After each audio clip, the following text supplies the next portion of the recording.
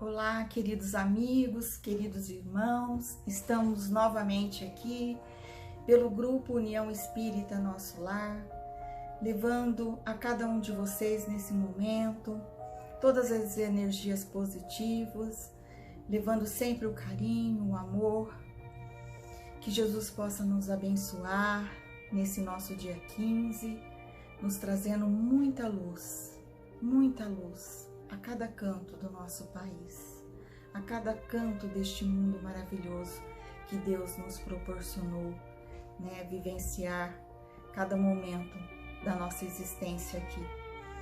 Que possamos nesse momento fechar os nossos olhos e levar o nosso pensamento a Deus, nosso Pai amado e querido, e a Jesus, nosso Mestre de amor e bondade, agradecendo Ele sempre pela proteção, pelo amparo, pelo carinho de cada momento.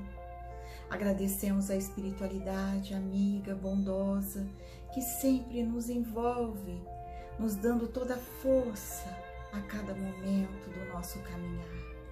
E assim, gratos, com muita alegria e muito amor, possamos, nesse momento, iniciar a reflexão que o Aldo está trazendo para cada um de nós. Que Jesus abençoe a todos e que possamos estar logo juntos. Um abraço a todos, que assim seja. Olá, queridos irmãos, olá, queridas irmãs, mais uma vez reunidos para reflexões. Hoje o tema que nós vamos ter a oportunidade de refletir são as dificuldades da vida. As dificuldades da vida. Irmãos, os apóstolos, os amigos, que Jesus escolheu mais próximo para caminharem com Ele, que receberam de uma forma direta os seus ensinamentos, eram pessoas que também necessitavam de muita reflexão. Eram homens que necessitavam de conhecer também o Evangelho. Não eram pessoas prontas, eram espíritos em crescimento, assim como nós. E muitas lições que Jesus nos deixou foram lições que foram, de alguma maneira, apresentadas diretamente a alguns ou a um especificamente desses apóstolos e que serve para a gente também na nossa caminhada. E hoje, nesse tema, as dificuldades da vida, nós vamos conhecer uma lição que Jesus apresentou para Bartolomeu, que foi um dos seus mais dedicados discípulos, desde os primeiros tempos de suas pregações. Todas as possibilidades ele empregava para acompanhar o Mestre na sua tarefa divina. Entretanto, Bartolomeu era um homem triste e muitas vezes Jesus surpreendia em meditações profundas e dolorosas. Bartolomeu sofria com as dificuldades da vida, as adversidades, principalmente em relação aos seus negócios. Ele era pescador, como muitos discípulos, e se revoltava muitas vezes frente à avareza dos comerciantes do local, que pagavam muito pouco pelos peixes que ele vendia. Se revoltava com a convivência com as pessoas que não o compreendiam, com seus familiares, com seu pai, seus irmãos, que não o compreendiam. E Bartolomeu, como eu disse, como todos nós estamos em crescimento também, ele revidava os insultos que ele recebia e trazia o seu coração cheio de angústias e infelicidade perante as dificuldades da vida, as imperfeições do mundo. E Jesus nunca perdeu a possibilidade de atender os seus discípulos, deixando mensagens preciosas Esses relatos que eu vou fazer para vocês, você encontra no livro Boa Nova, Psicografia do Chico. Então Bartolomeu, em um dia que estava muito aflito, procurou Jesus para conversar. Disse: Mestre, quando esclarecestes que o vosso reino não é desse mundo, eu experimentei uma nova coragem para atravessar as misérias da vida. Pois aqui parece que o mal, ele obscurece, dificulta as coisas mais puras de avançar. Por toda a parte que nós olhamos, é a vitória do crime, da injustiça, as ambições, a colheita dos desenganos. Jesus, que observava a queixa de Bartolomeu, quase com os olhos em lágrima do discípulo, Jesus fitou com serenidade e explicou: Bartolomeu, Deus envia à criatura as oportunidades de crescimento e redenção. No entanto, o homem não entende essa oportunidade, não entende as lições que Deus apresenta. Desvia-se do caminho, procurando viver quase que exclusivamente para as realidades materiais, fazendo com que os seus melhores sentidos fiquem adormecidos e insensíveis para as coisas da alma. Essas qualidades, elas não são desenvolvidas, não têm chance de fortalecer quando encontra essas dificuldades do mundo.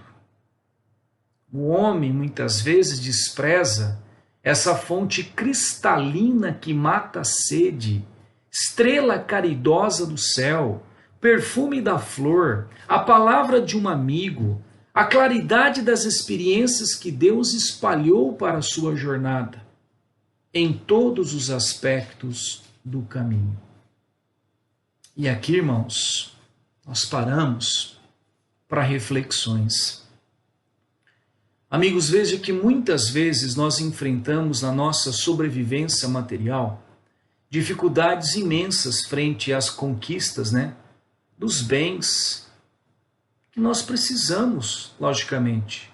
O sustento do corpo, a veste, o conforto material que propicia uma vida digna, adequada ao cônjuge, aos filhos, a nós mesmos. E muitas vezes nós vamos encontrar situações que nos abalam, que nos trazem muita preocupação. Os negócios que não dão certo, os funcionários que entram na justiça exigindo acertos que não são justos, os impostos excessivos e sem retorno, sem retorno, que acabam roubando parte do orçamento familiar. As dificuldades de se manter ou conseguir um emprego que atenda às necessidades básicas de sobrevivência. O patrão, os colegas do trabalho que criam dificuldades, tornando um ambiente tenso, desprazeroso. Os entes familiares que não colaboram ou não reconhecem os esforços que você está fazendo para não deixar faltar nada de básico no lar. E quantas outras? Ou seja, irmãos, muitas vezes nós podemos ter a impressão que tudo dá errado na nossa vida, que nada vai para frente. E as reflexões que nós precisamos ter em cima disto é que, como Jesus disse lá em cima, Deus apresenta as coisas na vida para a gente aprender as lições. Coisas que estão tentando que a gente trilhe um caminho para enxergar coisas que até agora não conseguimos. Mas e que muitas vezes é um chacoalhão, é uma forma de chamar atenção para as realidades que eu devo conquistar espiritualmente. Tipo assim, será que o desgosto que estamos tendo é pela falta das coisas que são essenciais para o bem-estar? Ou será que estamos sofrendo pela busca do excesso dela? Não estamos sofrendo pela fartura? Isso é reflexão. O orçamento que não dá porque tenho que trocar de carro ou celular todo ano, tem que ser aquele que está na moda. Saio para comer fora ou viajo além das minhas possibilidades financeiras. Estou deixando de dormir à noite porque o inquilino do apartamento que aluguei não está pagando o aluguel e o condomínio. Estou sempre querendo uma peça nova de roupa, tendo o meu guarda-roupa lotado e às vezes até sem espaço, contendo peças que eu comprei e que nunca usei ainda. Reflexões. Às vezes os desequilíbrios materiais fazem parte de uma necessidade espiritual, talvez até programada por nós antes de reencarnar, para que nos ajude a não cometer os mesmos excessos de outras reencarnações. Uma ajuda divina para possibilitar a semeadura de novos sentimentos, que são essenciais ao nosso crescimento espiritual, como desapego material, como paciência, como ensinar a gente não desistir. Então, o que Jesus disse a Bartolomeu? Tudo nos é oferecido como lições, como oportunidades de crescimento. E os nossos olhos ainda de crianças espirituais só enxergam isto como sendo basicamente sofrimento. E nessa conversa que Jesus estava tendo com Bartolomeu, Jesus explica, e Bartolomeu ele pergunta assim para Jesus: Mestre, e quando os negócios do mundo nos são adversos? E quando tudo parece que está em desacordo, é contrário àquilo que nós fazemos? Jesus diz assim: Bartolomeu, qual o melhor negócio do mundo? Será a aventura que se efetua a peso de ouro, muitas vezes amordaçando o coração e a consciência para aumentar as preocupações da vida material, ou a iluminação definitiva da alma para Deus, que se realiza tão só pela boa vontade do homem que deseja marchar para o seu amor, por entre as dificuldades do caminho? Bartolomeu, não será a diversidade nos negócios do mundo um convite amigo para a criatura semear com mais amor, um apelo indireto que arranque as ilusões da terra para as verdades do reino de Deus? E aí, a gente continua com as nossas reflexões, irmãos. Bartolomeu se queixava também das situações da convivência, não é? Com os entes familiares, com o pai, com os irmãos. Reflexões. Frente às situações dos relacionamentos difíceis, será que o outro é sempre o culpado? Será que também nós não temos a nossa cota de responsabilidade perante a convivência difícil na família, no trabalho, em tantos lugares? Será que eu não continuo exigindo que o outro se modifique, que me faça feliz, que satisfaça os meus desejos? Gente, ninguém modifica ninguém. Nós podemos auxiliar, mas a mudança real pertence ao próprio espírito. E quando a gente não enxerga isso, às vezes nós ficamos a nossa vida inteira exigindo da outra pessoa que a outra pessoa se modifique, para que ela se comporte da maneira que nós queremos. E às vezes a gente pressiona tanto no relacionamento familiar, principalmente, que às vezes a gente aperta tanta porca, que a porca espana. Esquecemos, irmão, que cada um tem o seu tempo. Nós somos espíritos diferentes, intelectualmente, moralmente. Estamos em graus evolutivos diferentes. O que é fácil para mim pode ser muito difícil para aquele que está perto de mim. O que é fácil para ele pode ser difícil para mim. E ninguém tem a obrigação de me fazer feliz, cara, a não ser eu mesmo. A felicidade e a paz é uma conquista interna. Ela não está em nenhum bem material e nenhuma pessoa. É uma conquista íntima de cada espírito. Porque se eu deposito a condição de ser feliz ou a minha paz nos bens materiais e nas pessoas, eu serei infeliz no plano espiritual quando eu desencarnar. Porque eu não vou levar nada dos meus bens materiais. Eu não vou levar o meu salário, meu celular, minha casa na praia, nada. E às vezes as pessoas que eu usei também de amuleto de felicidade nessa encarnação não estarão comigo no mesmo plano espiritual. Serei infeliz às vezes numa colônia espiritual se não soube criar essa felicidade dentro de mim. Não é? Às vezes as dificuldades que estamos vivendo são maiores do que nós deveríamos enfrentar, porque nós estamos adubando com a nossa sintonia. Quando alguém me trata em casa ou no trabalho com desprezo e impaciência, se eu me coloco na mesma faixa vibratória, eu receberei essas energias inferiores e as devolverei, intensificando as dificuldades para todos os envolvidos. O patrão que é mal comigo, aí eu mando a sintonia e meu pensamento em cima dele, ruim, devolvendo com pensamentos de vingança, de pensamentos ruins. O que eu estou fazendo? Eu estou ajudando ele a se modificar? Eu estou, na verdade, fazendo com que ele ainda fique mais ruim para mim mesmo. Eu vou recolher isso aí. Eu vou recolher essa situação. Não é? E naquela conversa que Jesus teve com Bartolomeu, Bartolomeu ele morava em uma outra localidade, distante um pouco daquela em que Jesus geralmente ficava. E acabou se dirigindo para lá, meditando nas lições que havia recebido.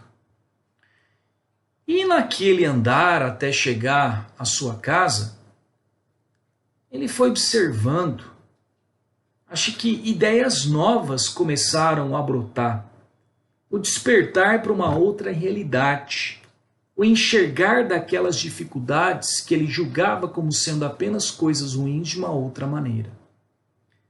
A noite que estava sempre lá pareceu-lhe formosa como nunca. As estrelas figuravam luzes gloriosas no céu. As águas do lago aos seus olhos estavam felizes, plácidas. Os ventos brandos sussurravam entendimento de cariciosas inspirações, como se algo tivesse mudado. Mas na verdade, irmãos, Bartolomeu tinha enxergado uma outra proposta. Ele chegou em casa pela madrugada. Ao longe, os primeiros clarões do sol pareciam mensageiros anunciando um novo dia. O canto das aves ecoava em seu espírito como notas de uma canção harmoniosa. O próprio mugido dos bois apresentava uma nova tonalidade aos seus ouvidos. Sua alma estava agora clara, o coração aliviado e feliz. Abriu a porta e no ranger da porta ao entrar em casa, seus irmãos o xingaram, acusando-o de mau filho, de vagabundo, traidor da lei por andar com Jesus e não ter ido pescar naquele dia. Bartolomeu, porém, recordou as palavras de Jesus e sentiu que só ele tinha bastante alegria para dar aos seus irmãos. em vez de reagir de maneira áspera, como tantas vezes fez, sorriu com bondade das explicações amigas. Seu velho pai o acusou, igualmente xingando. O apóstolo, no entanto, achou natural, porque seu pai não conhecia Jesus. Ele conhecia. Não conseguindo esclarecê-los do que estava, da onde ele estava, que ele não estava vagabundeando, não conseguiu. Não era o tempo deles ainda. Guardou os bens do silêncio e achou-se em posse de uma nova alegria. Depois de repousar alguns momentos, tomou suas redes velhas e demandou para o seu barco. Teve para todos os companheiros de serviço uma frase consoladora e amiga. O lago que estava para ele estava mais acolhedor e belo. Seus camaradas de trabalho mais delicados e acessíveis. De tarde, não questionou com os comerciantes batendo boca, enchendo-lhe, aliás, o espírito de boas palavras e atitudes cativantes e educativas. Bartolomeu havia convertido todos os desalentos num cântico interno de alegria, ao sopro renovador dos ensinamentos de Jesus. Todos passaram a observá-lo com admiração, exceto Jesus, que eu conhecia, com júbilo, a nova atitude mental de seu discípulo. Jesus começou a pregar o Evangelho e, a certa altura, contou, conforme a narrativa de Mateus na Bíblia, que o reino dos céus é semelhante a um tesouro que, oculto num campo, foi achado e escondido por um homem que, movido de alegria, vendeu tudo o que possuía e comprou aquele campo. Nesse instante, o olhar do mestre pousou sobre Bartolomeu, que o contemplava embebecido de alegria. A luz branda dos olhos de Jesus, generosos, penetrou fundo no íntimo do apóstolo. E o pescador humilde compreendeu a delicada alusão do ensinamento, experimentando a alma leve e satisfeita, depois de haver feito todas as vaidades de que se ainda não desfizera, para adquirir o tesouro divino no campo infinito da vida. Enviando a Jesus um olhar de amor e reconhecimento, Bartolomeu limpou uma lágrima. Era a primeira vez que ele chorava de alegria. O pescador aderira para sempre aos eternos júbilos do Evangelho do Reino. Então veja, irmãos, nós precisamos compreender que a nossa vida material não é a vida verdadeira. É importante sim ela. Ela nos ajuda, é o nosso atalho para a nossa evolução espiritual. Mas não é a vida verdadeira. A vida verdadeira é a vida do espírito no plano espiritual. Um dia, tudo aquilo que é matéria no nosso planeta vai desaparecer. Nosso mundo vai acabar. Daqui bilhões de anos, como vários e vários outros mundos também já acabaram. Até aqueles em que Jesus estagiou na sua jornada de crescimento espiritual. Mas mesmo o nosso mundo acabando, o plano espiritual, ele continuar existindo. Se nós esquecemos isso, nós acabamos vivendo como se não existisse nada mais, como se só tivesse uma única chance. E que tudo deve ser vivido ou conquistado agora, apenas em busca das satisfações, dos prazeres. Nessa loucura, acabe nos lembrar o ensinamento de Confúcio, que foi relembrado também por Dalai Lama, que parece que o homem de hoje ele vive como se nunca fosse morrer e morre como se nunca tivesse vivido. Precisamos lembrar que tudo isso que nos é oferecido no plano material nada mais é do que componentes de uma grande peça teatral. A reencarnação é um teatro. Os bens materiais são as peças desse cenário. As pessoas são personagens que tentam desempenhar um script que foi escrito por elas mesmas no plano espiritual como resultado de atitudes de outras reencarnações ou como resultado de oferecimento de lições, de novas lições que devem ser aprendidas. Assim, cada um de nós é um ator diferente. Cada artista dessa grande peça, ele representa, segundo o seu livre arbítrio, aquilo, a sua interpretação. Cada artista dessa peça, ele vai interpretar o seu papel segundo a escolha dele. Dramático, triste, alegre, melancólico, violento, feliz.